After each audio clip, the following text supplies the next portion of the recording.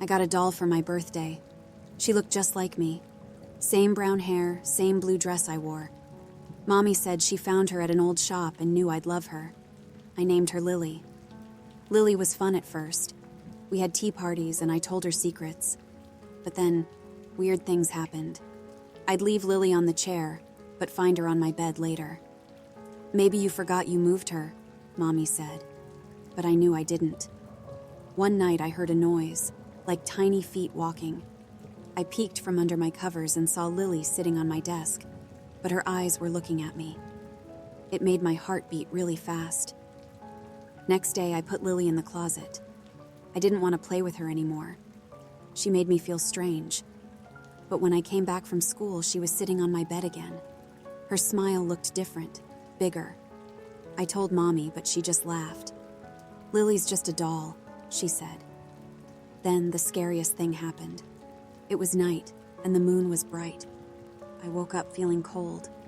I looked around, and I wasn't in my bed. I was on the shelf, where I keep my toys. And in my bed, where I should have been, was Lily. She was under my blanket, her eyes closed like she was sleeping. I tried to scream, but no sound came out. I couldn't move.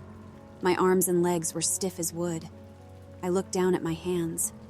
They weren't my hands. They were doll hands, plastic and shiny. I don't know how long I stayed there.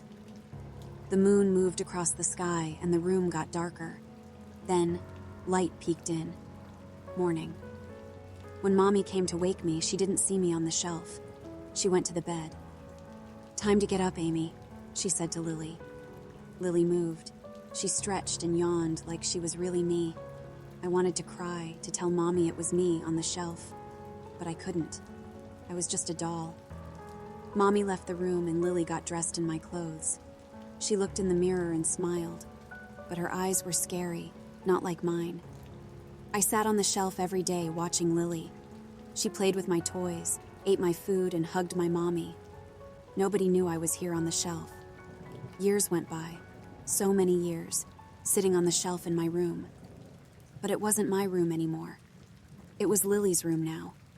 She grew taller and older, but I stayed the same, a small porcelain doll with a silent voice. I watched Lily become a teenager, then a grown-up. She stopped playing with dolls, stopped noticing me on the shelf. I was just a forgotten toy in a room filled with memories. Then, one sunny day, Mommy decided to have a garage sale. She gathered old things that weren't needed anymore, and that included me. I was placed on a table with other old toys, my dress faded and my hair a bit tangled. People came and went, looking at all the stuff. Then she came. A little girl with bright eyes and a smile that reminded me of me a long time ago. Her name was Emma. Emma saw me and her face lit up. "Can I have this doll, Mommy?" she asked, holding me gently. Her mom nodded, and that's how I left my old home, tucked under Emma's arm, going to a new place. Emma's room was full of colors and laughter. She played with me every day, telling me stories and secrets, just like I used to do with Lily. She named me Rosie, and I loved that name. It felt new and happy.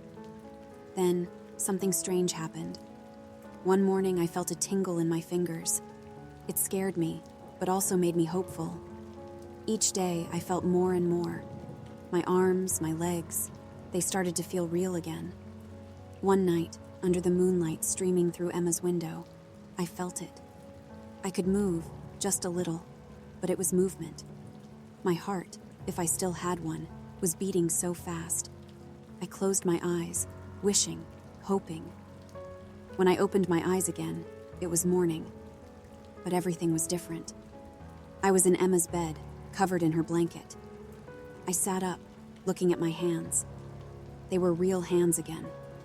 I jumped out of bed and ran to the mirror. But the reflection staring back wasn't mine. It was Emma's face.